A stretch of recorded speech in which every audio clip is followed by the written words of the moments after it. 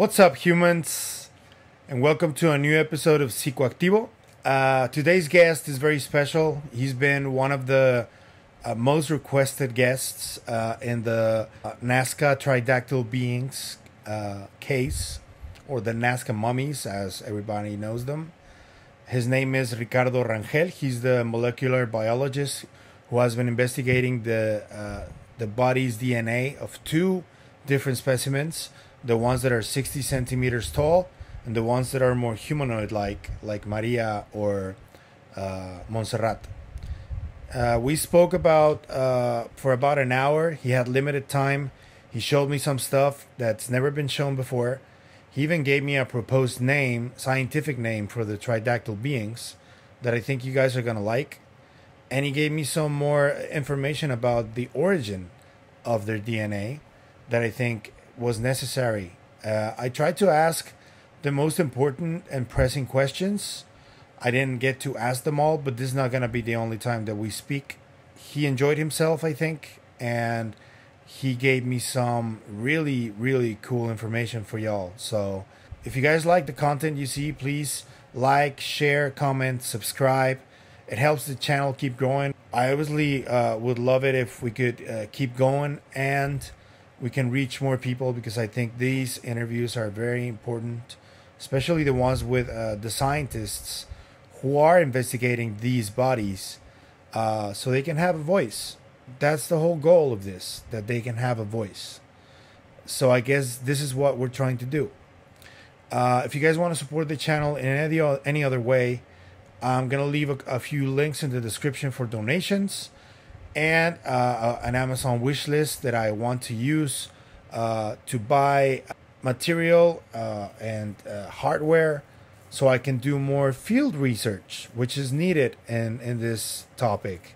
And I have plans to do that, to go to other places and interview people and investigate sites. And, so there's an Amazon wish list for that. If you guys want to help out with any of that. Any type of help will be greatly appreciated and always welcome.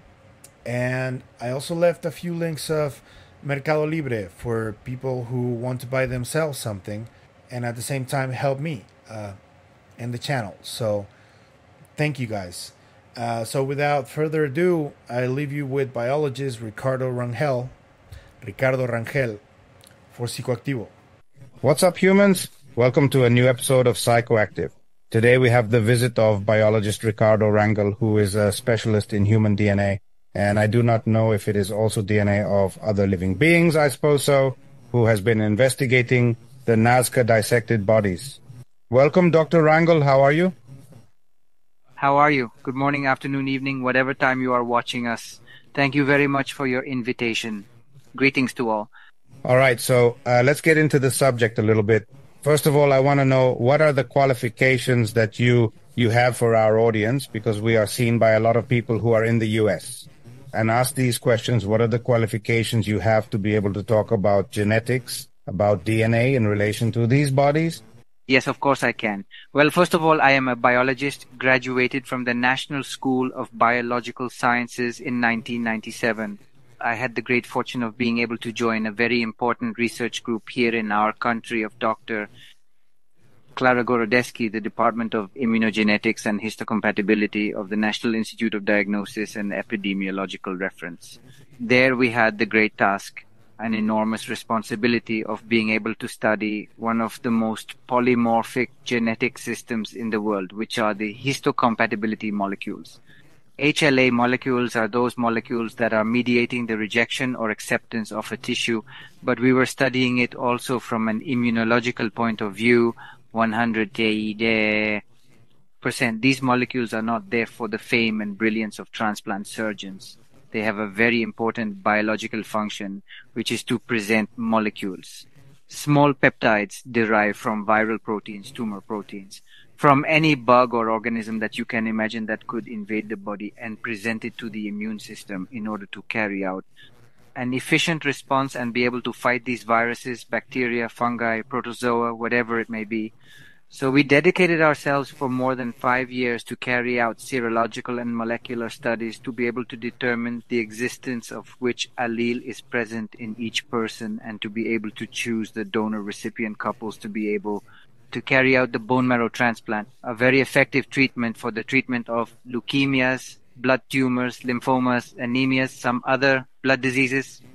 Subsequently, in Guadalajara, I developed biotechnological platforms for the isolation and therapeutic use of mesenchymal stem cells, and now we are concentrating on a very interesting molecule, which is the microRNA, which are contained in the exosomes released by these cells, and which are having an interesting therapeutic effect. These molecules, these microRNAs, remodel, reprogram the nucleus of the receptor cell, and have a very interesting effect at the therapeutic level. Okay, and how did you get involved into studying the bodies? Since when did you start studying the DNA of the bodies? What kind of samples did you take to study them? Of course, yes. I was contacted by Jamie Maussan in 2017. If I remember when the first samples were taken by Kodokov's group and all the people who traveled, Dr. Zals, who were in Peru and obtained these first samples, these first tissues, particularly from Victoria and Maria. And later, a process of DNA isolation and sequencing was carried out. I must clarify that all these procedures were done in other institutions with other laboratory technicians that carried out this process. That in fact there are already very well standardized and established protocols for the isolation, for the verification of what would be the integrity of the DNA of the samples, especially when they come from samples of ancient tissues. And all this is very well protocolized, really. At this time when we started to work on these mummies, this is already something that is in the public domain and in the domain of the laboratory technicians and of the scientists who carry out these protocols. Well then, to me, what happens is that the sequencing is also done, including the sequencing, it is done. This massive sequencing procedure is done for the generation of the data that we have been working on for the 2 specimens, and even a first analysis is done, a first analysis with a software that identifies above all the elements that are being amplified from the sample and compares them with the human genome at that time. But the people who did this process, they did not want to go further into the interpretation. They only did this process, but due to the nature of the problem they were trying to clarify, they decided not to interfere in this process. And that is why Jamie came to me to try to give an interpretation of the results, an interpretation of what was known up to that moment about these 2 mummies, and that we were trying to solve in a scientific way from a scientific point of view, so that we could have an idea of what we were dealing with.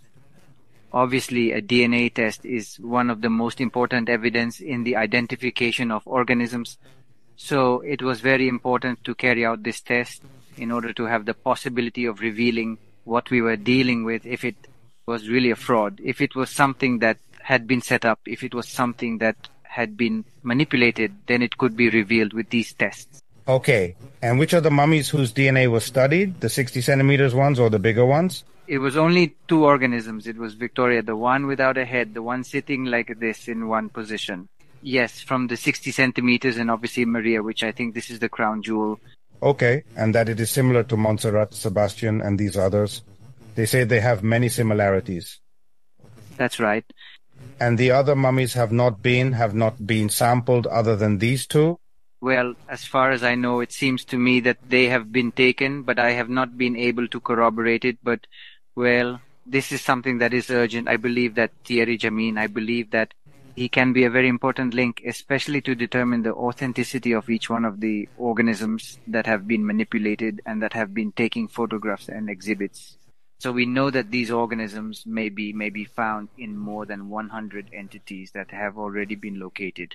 But we do not know exactly what all their locations are. This from 2017 to date, unfortunately, there has also been a period where there is a possibility that many people have carried out replications, handicrafts, etc. This makes it very difficult to determine exactly which are the real entities. I believe from my hard scientific viewpoint is that we should begin to disseminate the information and to study what we have at this moment, which chronologically has been preserved, and in this case are the specimens that are in the University of Ica in Peru. I believe that we should start there because many of the others, we do not really know what has been their origin, what has been their manipulation. Are you trying to talk about... What has been documented, excuse me?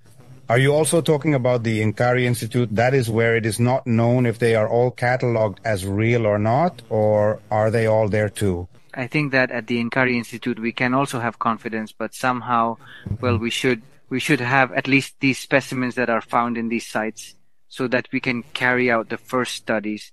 That this would allow us to have more information, more accurate information, and above all of the large organisms such as Montserrat and others, that it seems to me to be completely irrefutable that a scientist could have access to CT scans of these two sites, more accurate and above all of the large organisms such as Montserrat and the others, which to me it seems completely irrefutable that a scientist could have access to the tomographies, could have access to the x-rays, could have access to a visual, physical examination, and could not recognize the authenticity of these would make it completely difficult for me for this to happen. But even so, well, the idea is that these entities be submitted to the worldwide scrutiny of the different research bodies in the world so that they may decide. And this is an exhortation, once again, I believe that this is the most important thing. The information that I'm going to share with you is information that is public, that any technician, that any scientist with the basis for bioinformatics analysis can carry out. That is, this really does not belong to anyone. This belongs to humanity. This belongs to all living beings that inhabit this planet, thinking beings, and that have the responsibility to be able to participate in the clarification of something that can be a discovery that can change completely the history and human thought. So, well, I think we have to recognize the humility that we must always have as human beings. Also recognize that we are ignorant, that we do not know many things. And ignorance is not bad. Ignorance is the engine of wisdom. Ignorance is the engine of change. Ignorance allows us to continue searching and having this natural curiosity that all living beings have to try to solve problems.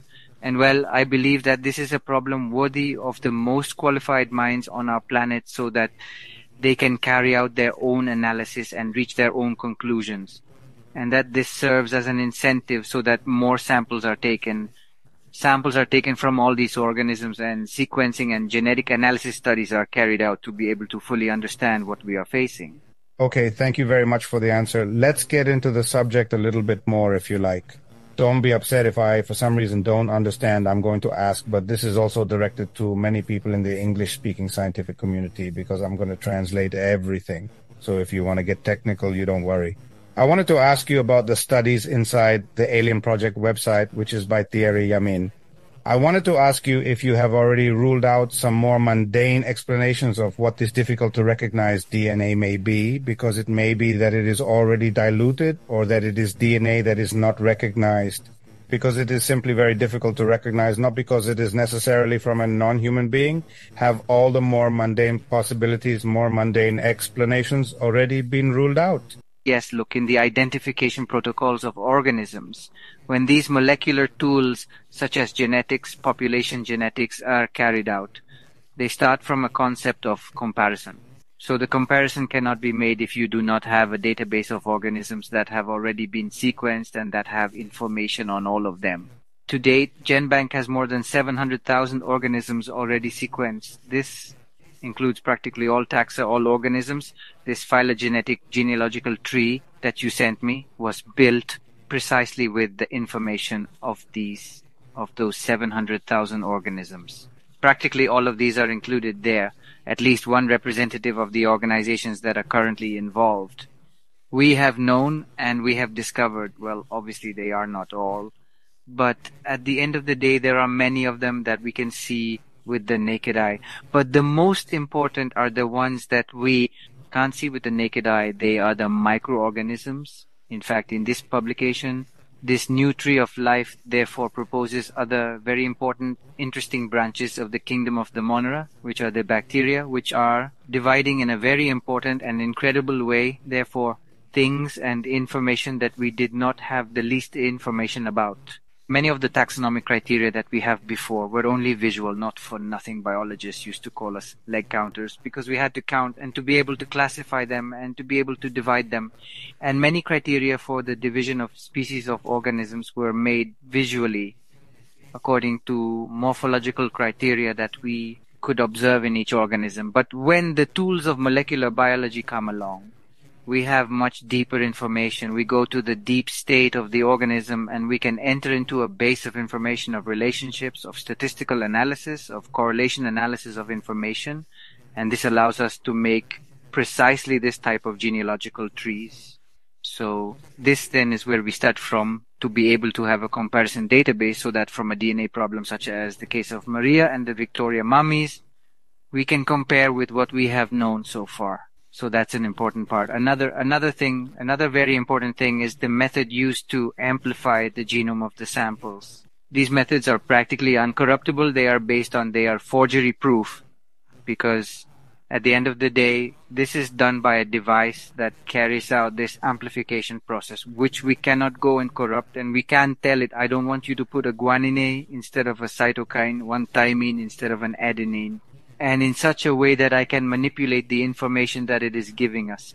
This is practically impossible, because at the end of the day, we leave it to a process that we call PCR4, an amplification process that was discovered by Dr. Kary Mullis in the 1980s, for which he was awarded the Nobel Prize. Well, this polymerase chain reaction that he discovers to be able to carry out the amplification of a genome in a sample X, and to be able to have many copies of a single piece of genome, to be able to study it in a better way thanks to this discovery. Dr. Kary Mullis received the Nobel Prize in Chemistry. Well, and it was very well recognized, and it allowed us in 2000 to know the complete genome of the human being. So, well, from this point of view, these types of situations are difficult to refute, obviously. And if we know that there is the possibility of artifacts, which is an artifact, it is a situation derived from some kind of conditions of the molecular reactions that take place that may give some kind of false signal or an anomalous signal, a signal that may confuse us. Well, but these artifacts can be minimized. Well, when the sequencing process is very well known, and we can determine exactly when carrying out the electrophoresis, the signals, this or the type of sequencing that is used, well, as in the case of massive last generation sequencing, to be able to determine, well, what it is. Well, a weak signal, a strong signal, well, it can tell us, well, that there was, well, a weak interaction or some inclusion of a nucleotide that could or could not be the appropriate one. Well, but there are signals that can be very strong, and this indicates us, well, that the nucleotide that was entered in that sequence is the one that should have been entered, this one, and there is no other way. Well, there is no other way. Well, to refute this type of things, and people can review it when analyzes signals from the sequences of organisms already in the NSBI National Library. So, well, this is a situation that allows us to have confidence in this method, and also because can be used in forensic genetics and in the courts, well, in litigation at the international level to determine the guilt or not of a person in a homicide, for example. Okay, so this idea or notion that there could have been DNA from different types of beings combined, diluted, so no, you can't consider it that way because of what you just explained to me, is what you're telling me. No, yes. Well, that's also a situation that did happen. I'm talking about the certainty of the sequence readings. This is a very important part. Another important part is what you are commenting, because evidently these samples, the mere fact of being an ancient sample, there is a high possibility that there is a contamination, and that is a must. It would be rare not to have it. So then I would doubt the sample. If I had not been contaminated in an old sample, I would say to you, there is a cat in the bag. I can't believe it. So what is normal and what is normal? I want to be emphatic. What is normal is that these samples that have been taken from these organisms that have spent 1700 years in a cave, well, they have genetic traces of just the microbiome. Well, any living organism. In our skin, we have microorganisms, well, don't we? So they inhabit it. In our intestine, we also have intestinal microbiota, in the genitals, in our mouth, etc. So it is very difficult for a sample not to come out with traces of these microorganisms. Now, also because of the type of manipulation that these organisms have undergone, it is also very likely that they also have contamination of human DNA, because that is a rule that is practically impossible to avoid. And above all, as we have seen, if we review the way in which these organisms have been manipulated, we will see that in the first stages, they did not take the precaution of wearing a mouth cover, etc. You are talking, describing the creatures, you are splashing respiratory droplets where there is DNA from the person who is talking, and very easily it can reach the surface of those organisms and contaminate it. So, from my scientific point of view, when we have finished the sequencing of the samples, in the case, for example, of Victoria, my appreciation and my conclusion was like this: well, that really the information, and because there has also been a very important variation regarding the information of the concentration or percentage of DNA that has been quantified in the samples that have been taken from the different parts or zones where Victoria was identified in this case, I am almost completely sure that really all those signals that vary in percentages from 20%, 30%, 17%, very precisely because it is a matter of science of human DNA contamination. It's really not. It's not. I'm almost certain it's not that these bodies contain human DNA sequences. Actually, these signals come from the contamination that was in the organism when the sampling was carried out. And what is important and what is really worthwhile is to be able to study the DNA that cannot be identified, which is a percentage greater than 70%. So there are so many reading sequences that they cannot be identified in the known organisms, because we have already studied them as a world, as a human species, and so far we have been able to make more progress. Why? Well, because at the end of the day, we need to be able to carry out a process of alignment of these sequences that we have found in order to find its genome. That is, to be able to have a construction of the genome of this organism. And what would follow is to be able to compare it with other mummies of 60 centimeters that are in other places, to be able to see if there is a concordance between them. Okay, I mean, let's say I could not identify it, that is not problem, but if we are talking about this organism being an unknown species, then there should be a concordance between them. There should be a similarity. If we do not find a similarity, then we are in another much more interesting problem.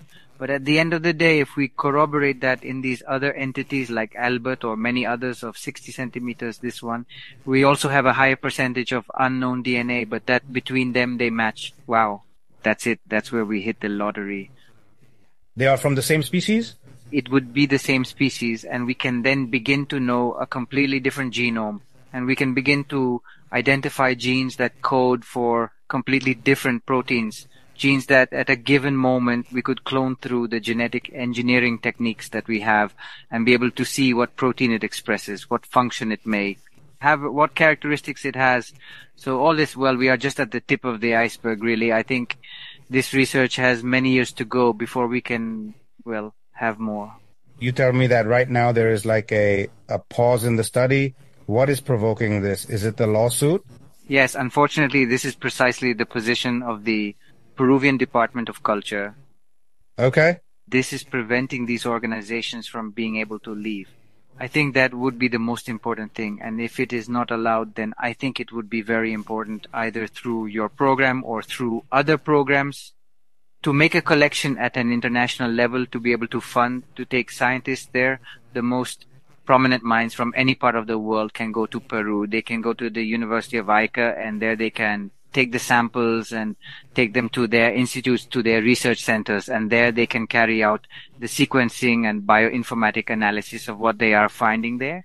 This would be one of the most important scenarios that should happen, and that the world should be impressed at the institutional level so that this can happen, because if not, we will continue to have many doubts.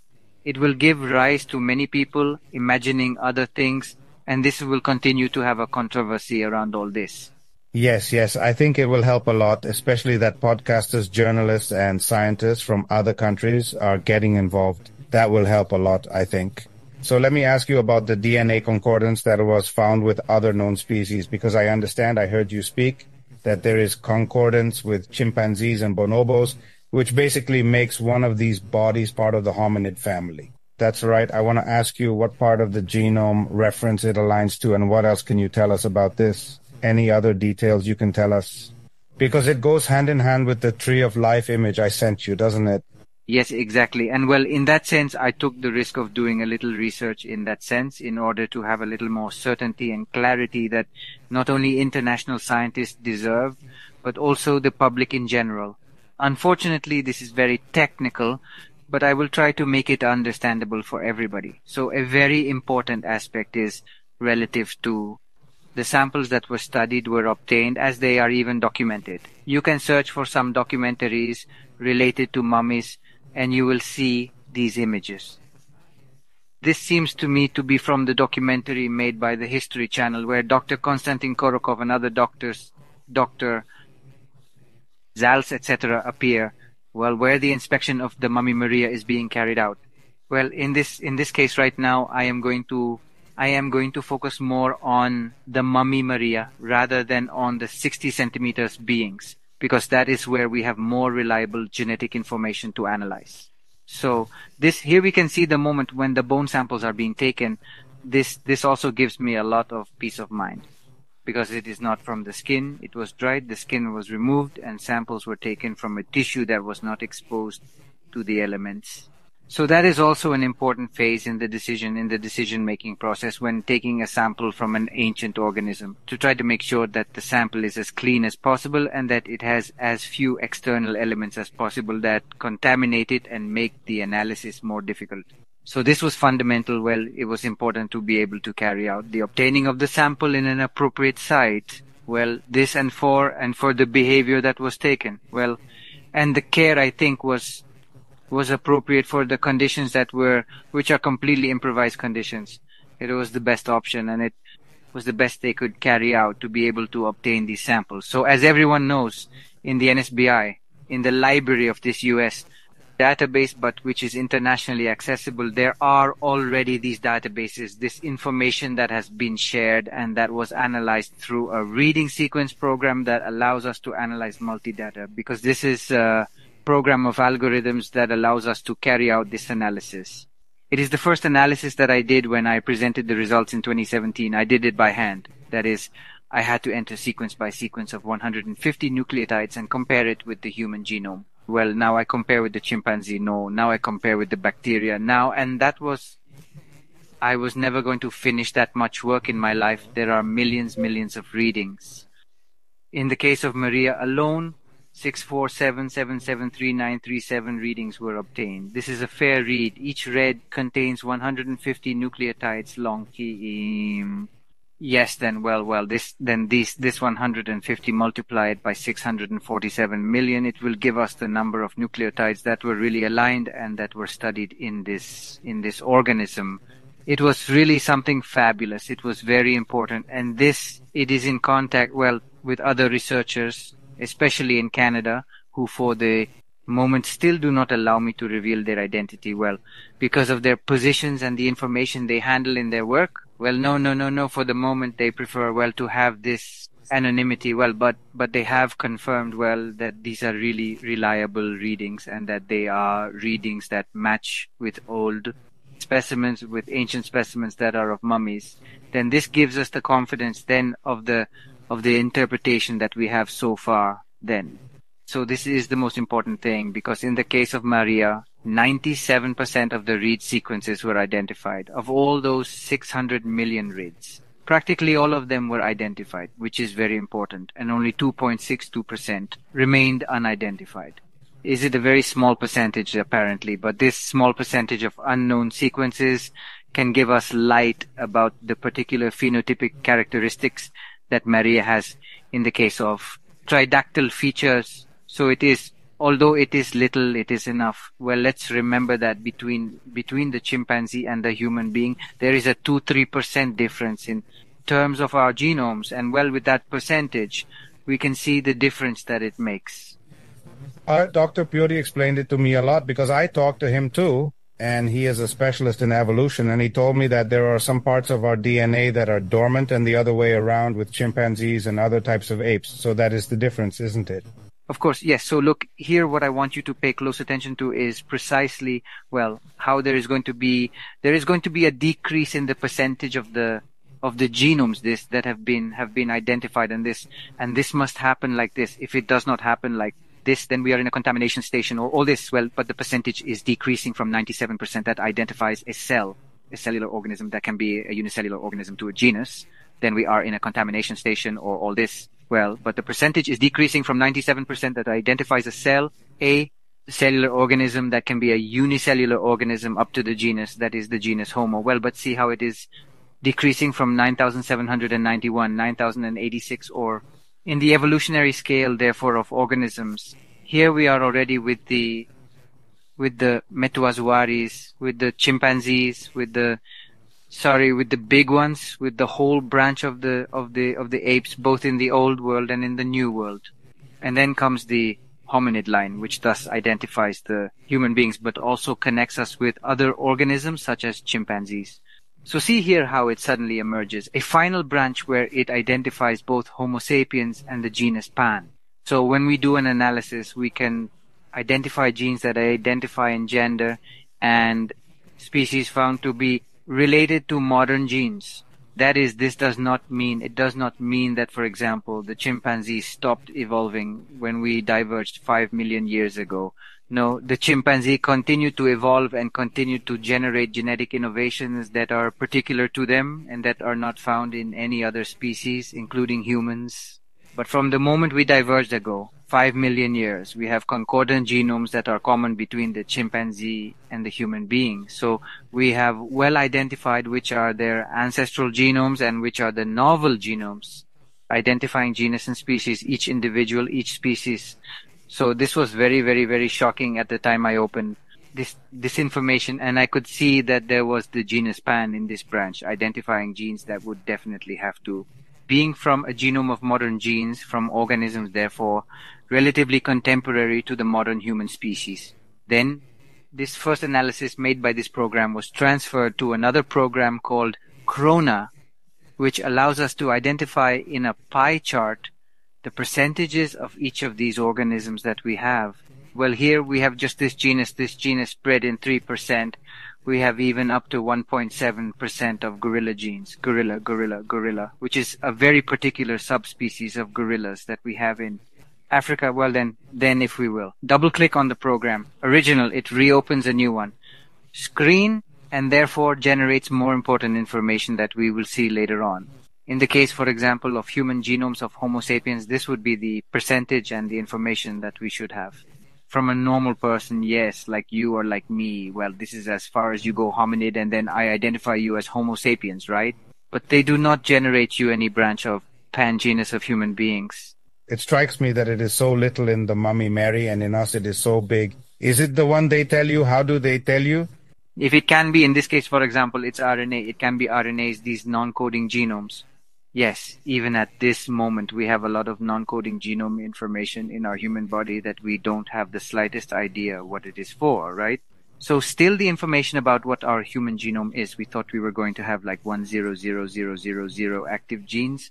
And it was a dissolution, one surprise in the year 2000 to learn that only 300,000 genes, this one, are the ones that encode what we are, do, and say, and think. I make this parenthesis because Dr. Pioti told me that in order to understand these bodies, it is also important to understand us as a species. And this exactly is what you are telling me when you're speaking of Pan. Pan, is that what it is called? That's right. What else can you tell me about this that was found, this difference? In order to know how this genomic analysis algorithm gives the treatment, I set myself the task of searching if there was already any information on any hybrid that had been analyzed, and I was surprised to find in these archives of read sequences that a group of researchers in the USA had already created a hybrid cell between human and chimpanzee. So this is the data of the information between pantogloiditis and Homo sapiens, a neuronal cell of a motor neuron that has been obtained in this hybrid.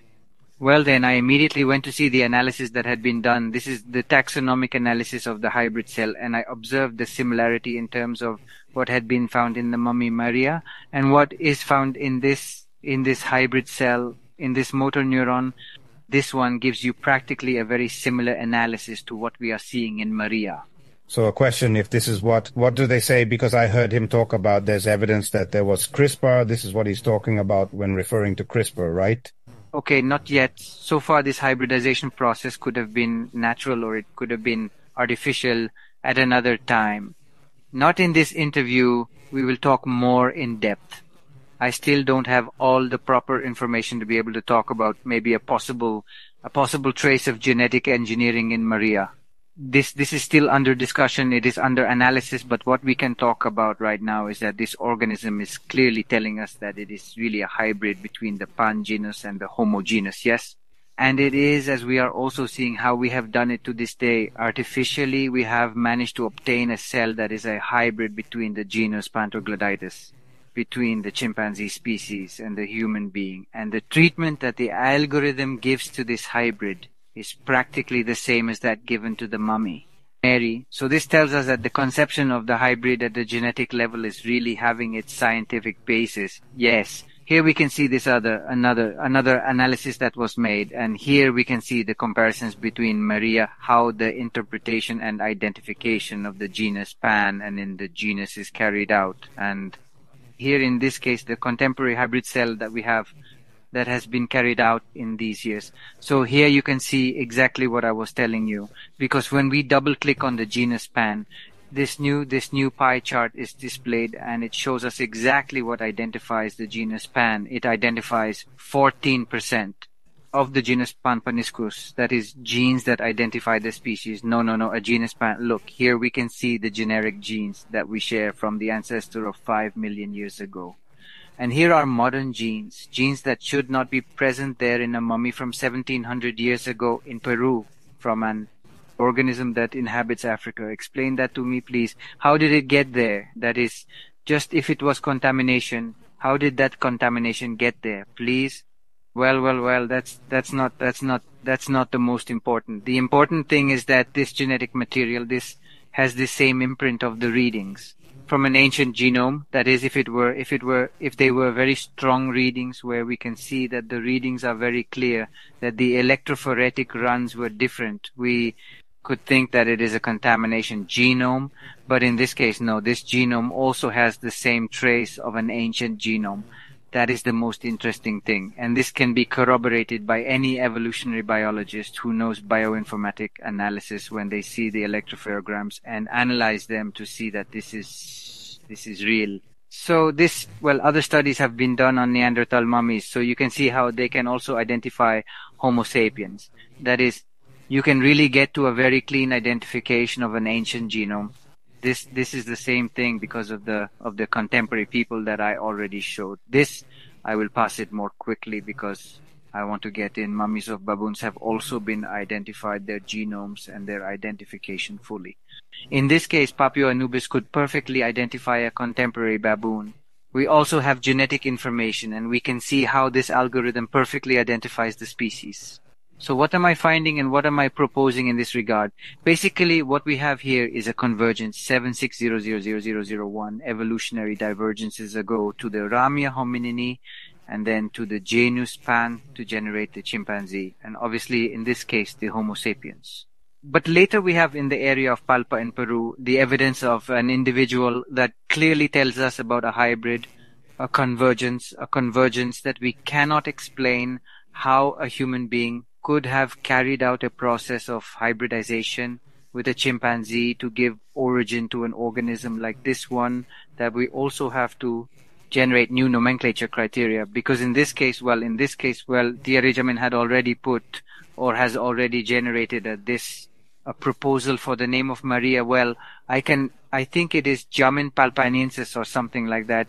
He put it to this organism, in this case. From a more taxonomic point of view, I am proposing that because there are no nomenclature rules to name these hybrid organisms, we are in a completely unexplored terrain. So we have to devise nomenclature rules for hybrid organisms. So my suggestion is that this organism has been considered both the two genera which are constituting it. In this case, the Homo and the Pan genus. The Homo being the one that is named first. The other genus that has the highest, the lowest percentage is named secondarily. In this case, it would be Homo Pan. One of the characteristics that identifies these organisms is the Tridactyl. Then it could be named as Homo Pan Tridactylia. That would be the genus and would be the species in a concept of convergence that was a convergence of the two words, contemporary, and that it may have been an unnatural convergence. Obviously, we have to study this in more depth, because how else can we identify these organisms, and much more with the following. Because here, this researcher in Canada has personally corroborated me that in Maria, there is a very clear, very strong sequence of a progroup of the Y chromosome. This also leads us to talk a little bit about another very interesting situation in Maria, possibly not Maria, but Mario, because Dr. Arguello Astorga at the Institute of Genomic Medicine and Science had already identified a signal a little bit weaker in the Y chromosome in Maria and now this doctor is also identifying a very strong, a very clear signal of the I chromosome, but of a progroup that is only in China, well, a population of the Chinese population, which is very, very rare. And this same person had also already published other article where he had also done a study of the mitochondrial DNA and found that Maria has a haplotype, a haplogroup 20 that corresponds to people living in Myanmar. Yes, then if we see the structural phenotypes of the organs of the living people, they live in these areas and we observe Maria's phenotype. We see there a very interesting situation to analyze in terms of these phenotypic characteristics that we can also observe in Maria's physical characteristics. Well, this is something very interesting and that we should also start to corroborate. That is why we insist on having the humility, on having the time. I mean, obviously we have not been paid a single cent to be able to carry out this. We have done it out of feeling. We have done it out of love. We have done it out of natural curiosity, even out of responsibility. That is, if I have a knowledge, I am seeing that there is a problem and I do not apply it, then I would have to be a very selfish person, not to join an effort. And I believe that everybody has some free time, so in their free time, many of the scientists who have the capacity to carry out these analyses, well, I urge them to go to the database, download, enter, scrutinize, assemble, disassemble, study, and they are going to be surprised when they analyze this genome. So, well, this is part of the most important and interesting information that I wanted to share with you, Pavel. Thank you very much, Doctor. I wanted to comment a couple of things before we go. Just to clarify what I was telling you about CRISPR, I heard you talking to Mr. Mohsen about that. Yes. I just wanted to see if you could give us a quick explanation of what you meant by evidence that there is CRISPR and that it is CRISPR as well. But if there is time. At that moment, we are analyzing the possibility of even being able to find these footprints more evolved in terms of the use of the tools that we currently know. And I was telling Jaime that one of the most important and one of the most efficient genetic engineering is now being carried out. Because in general genetics, which we used to do in the 80s, we gave ourselves a tremendous blow because we believed that we had already found the best way to carry out therapies even for patients. With single genetic diseases such as sickle cell anemia, which many people suffer from. In the 90s, clinical protocols with this technology started to be carried out, and it was a terrible disaster because tumors were provoked. Very ugly things were provoked in children with these pathologies. And why? Well, because viral vectors or bacterial vectors are used in order to enter the gene that was missing in these children, but these mediators that allow us to enter these genomes, well, they had no filter and could enter the site we had designed.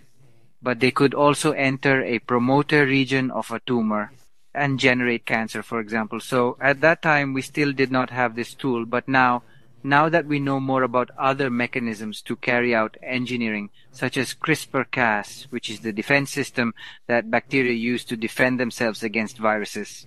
Imagine these genes, these proteins. They use them to create a genomic library. in their plasmids, these bacteria stop at the moment, and that genomic library is from the ADN of the virus that infects them, which can destroy them. Then the moment the virus infects them, the bacteria use the genome that they already have in their genomic library to create an antisense RNA and to be able to eliminate the genetic expression of the viral genomes. Then these biologists who discovered this sequence, this structure of CRISPR-Cas, transferred it to genetic engineering. And nowadays it is the safest way to introduce a gene to design and carry out genetic engineering. So what I was saying to Jaime is that it would be very interesting to see if there are traces even of the use of this type of technology, what has been said and what has been seen. Well, and no doubt any professional that has the tools to carry out the bioinformatic analysis will be surprised when he compares information related to these elements that we have used to introduce genes, viral vectors, plasmids. This same information apparently is also present in the ancient genome of Maria. Still, this same information apparently is also present in the ancient genome of Maria. Still, it is not confirmed? It is not yet confirmed. We are also carrying out, with the help of very renowned institutions in our country. That is the only thing I can tell you. Well, precisely the bioinformatic analysis of these sequences to be able to corroborate what other researchers are finding and to be able to give an appropriate scientific explanation. Well, no. Okay, obviously there are already transgenic organisms all over the world. So this one, it could come maybe from a seed, transgenic from Peru, that is being used for this one cereal. I heard something about papaya, didn't I? I heard something. Well, in papaya for a long time now, there is a very important group in Simvestad, which has included molecule peptides in papaya so that the idea was that when the child eats his papaya, he would be vaccinated at once against some bug, for example, and that has been in everyone's mind. But in the case of transgenic use, especially to give resistance to crops against some microorganism, some bacterium, some virus, some insect, this is already completely globalized since there are transgenic organisms all over the world. So we have to see that these initial traces that are being found are not part of this type of transgenic organisms that could have contaminated the sample. So we have to rule them out from this type of transgenic organisms that could have contaminated the sample. So that is the first step to be taken. And this, once it is determined that it is not part of the sequences reported for the transgenic organisms that have been used in the area of Palpa, if it is not part of the sequences reported for the transgenic organisms that have been used in the area of Palpa, if it is part of the sequences reported in the area of Palpa, if it is part of the sequences reported in the area of Palpa, I do not know if they have been used, then we can begin to seriously consider other things. That would have to explain how an organism, a human being that comes from the Asian area on the one hand, an organism that is in Africa, in the case of the chimpanzee, could have met to carry out a natural hybridization and then travel across the ocean and arrive in Peru. Wow. I mean, please help me understand that. Yes. So how did something like this happen? Yes, just to close, because we surely hope that this will not be the only talk. We hope that there will be more as more information comes out that I can share so that we can continue talking for the people who watch the channel. But according to what you already told me, especially about this, what you found of genetic evidence, talking to Dr. Piotti, he says no, he does not see that there is. I think this is where you differ, because he does not believe that there is genetic technology. He thinks it was a natural mixture. That is because there was a lot of anarchy at that time among different species. I will pass you the interviews I did with Dr. Piotti so that you can tell me, according to your scientific point of view, in which parts do you agree and which parts do you disagree with what Dr. Piotti told me. And because it seems interesting to me that if you have certain differences of opinion there, and I would like to see if a middle ground can be reached. Of course, with pleasure, I'll watch the analysis of Piotti's comments. Of course, as I said, we are in a place, in a completely unknown terrain. So all the conclusions we can reach must be based on reasoning and on a scientific basis. And all of them are valid because at the end of the day, we do not know what happened. So in the resolution of this mystery, we have to consider all possibilities.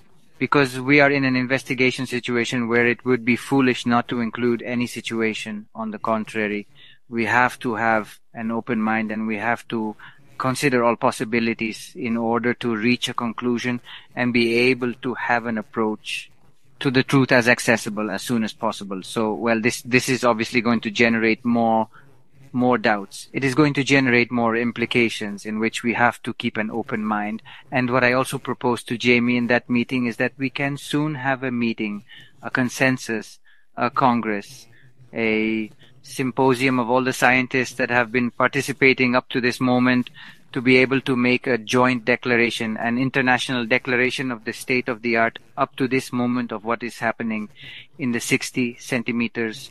Beings and beings like Mary, that is what we have to do. And Naomi liked the idea very much. And I believe that by the year 2025, this meeting will be possible. Make it in Tijuana so it can be a key point. And well, yes. I think so. Dr. Rangel, thank you very much for your time. I know you have to leave today. Let's hope this is the first of many talks we can have. Thank you very much for the information you shared with us, and best of luck with everything you find from now on. And hopefully there will be more news. Thank you very much for your time to Psicoactivo. Thank you very much for your time, and greeting to all. Thank you very much. Have a nice day. Thank you as well.